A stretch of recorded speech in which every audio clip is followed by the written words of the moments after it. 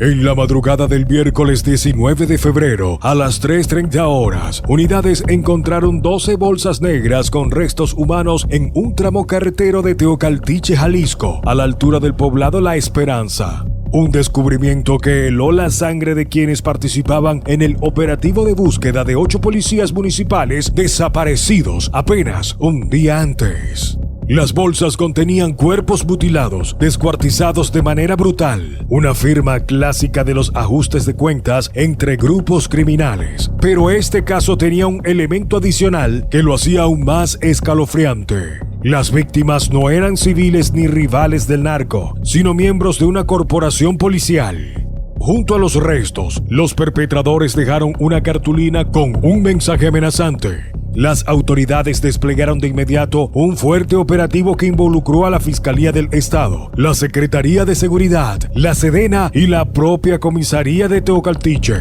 La camioneta en la que viajaban los policías fue encontrada abandonada sobre la carretera Lagos de Moreno, Guadalajara, a la altura de San Rafael, a considerable distancia del sitio del hallazgo de los restos humanos. Ante la gravedad de los hechos, el gobernador Pablo Lemus tomó una decisión sin precedentes. Ordenó la intervención inmediata de las policías municipales de Teocaltiche y Villa Hidalgo. La policía estatal y el ejército asumieron el control total de la seguridad en ambos municipios, desarmando por completo a sus corporaciones policiales. Todo comenzó la mañana del martes. 8 policías municipales de Teocaltiche salieron entre las 7 y 9 de la mañana con destino a Guadalajara. Su misión era rutinaria: presentarse para realizar exámenes de control y confianza, un trámite que debían renovar anualmente, pese a que los habían aprobado previamente.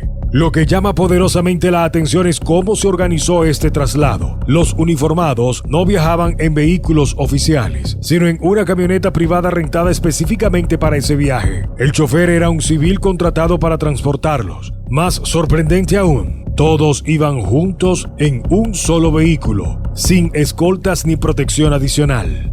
El gobernador Pablo Lemus cuestionaría después esta decisión. ¿Por qué no fueron trasladados en 2 o 3 vehículos diferentes? ¿Por qué no contaban con protección adicional? Preguntas que revelaban graves fallas de seguridad, especialmente considerando los antecedentes de violencia en la región. Los policías perdieron contacto con sus familiares poco después de salir del municipio. Las alertas se encendieron cuando pasaron las horas y no respondían las llamadas. Sus familias, desesperadas, reportaron la desaparición a las autoridades estatales. Se activó entonces un operativo de búsqueda masivo, pero para entonces los uniformados ya habían caído en manos de sus captores. Los municipios de Teocaltiche y Villa Hidalgo, ubicados en los altos norte de Jalisco, con una población combinada de más de 60,000 habitantes, se convirtieron en el epicentro de un nuevo capítulo de violencia. El mensaje hallado junto a los restos era contundente. Esto me pasó por trabajar con Mario González Martínez. Una clara advertencia dirigida a quienes colaboraban con este personaje, conocido como El Flama, un operador del cártel de Sinaloa en la región de los Altos de Jalisco. Pero las evidencias más perturbadoras aparecieron en redes sociales. Videos donde 2 de los policías fueron interrogados bajo coacción antes de ser asesinados. En estas grabaciones, Miguel Orozco Ramírez y Ernesto Alonso González, comandante de la policía de Teocaltiche, revelan detalles escalofriantes sobre su trabajo forzado para el grupo criminal. Les digo quién nos enseña explosivo para los drones. El que se comunica directamente es el director de Seguridad Pública, Ramón Grande, y él mismo tiene línea directa con el TENS. Confesaba Miguel bajo evidente tortura, agregando que reciben nómina de El Guerrero o Áreas 97. Por su parte, Ernesto declaraba: nos obligaban a usar la radiofrecuencia para estar en coordinación y nos mandan por delante para los enfrentamientos para ellos salir libres. Sus últimas palabras fueron una advertencia para otros policías: no vale la pena, ábranse, la neta esa madre ya valió. Estas confesiones forzadas pusieron al descubierto no solo la infiltración del crimen organizado en las corporaciones policiales, sino también la terrible disyuntiva que enfrentan muchos uniformados en zonas controladas por cárteles: colaborar o morir. también revelan una realidad aterradora. Los policías eran usados como carne de cañón en enfrentamientos, enviados al frente para que los verdaderos criminales pudieran escapar. Los Altos de Jalisco se han convertido en un territorio disputado entre el Cartel Jalisco Nueva Generación, CJNG, y el Cartel de Sinaloa. Según Jorge Ramírez, académico de la Universidad de Guadalajara, el CJNG tiene prácticamente el dominio completo del estado, y aunque algunos policías han resistido por años, es evidente que muchas de las corporaciones están bajo control criminal. La región tiene un valor estratégico para ambos grupos delictivos, pero principalmente está bajo el control del CJNG, que ha desarrollado complejos sistemas de vigilancia, algunos tan sofisticados como las cámaras disfrazadas con letreros de la Comisión Federal de Electricidad o teléfonos de México, que en realidad son monitoreadas por el crimen organizado. Mario González Martínez, alias El Flama, mencionado en el narcomensaje, opera para el Cartel de Sinaloa intentando disputar territorio al CJNG. Este enfrentamiento entre cárteles ha convertido a los policías municipales en peones de un juego mortal, forzados a elegir bando o enfrentar consecuencias fatales.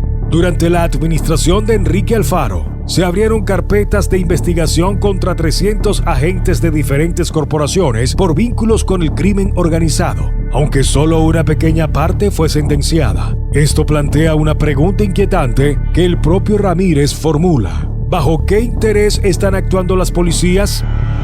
Las autoridades forenses confirmaron la peor noticia. Los restos encontrados en las 12 bolsas corresponden a 4 de los 8 policías desaparecidos. Sus familiares tuvieron que pasar por el traumático proceso de identificar a sus seres queridos descuartizados. La Fiscalía de Jalisco inició pruebas de ADN, mientras continúa la búsqueda de otros 4 oficiales y el chofer desaparecidos. El caso provocó una intervención sin precedentes. Un total de 62 policías, 22 de Teocaltiche y 40 de Villa Hidalgo, fueron trasladados a Guadalajara para ser interrogados como testigos como posible infiltración del crimen organizado en sus corporaciones. Mientras tanto, elementos de la Guardia Nacional, Ejército Mexicano y Policía Estatal tomaron el control total de la seguridad en ambos municipios. Este caso no es un incidente aislado. El padre de Héctor Daniel Flores Hernández, joven desaparecido en 2021, afirma que quienes se llevaron a su hijo se identificaron como agentes de la Fiscalía de Jalisco. Según el colectivo Luz de Esperanza, entre el 70 y 80% de las desapariciones analizadas mencionan a personal de dicha institución como involucrados.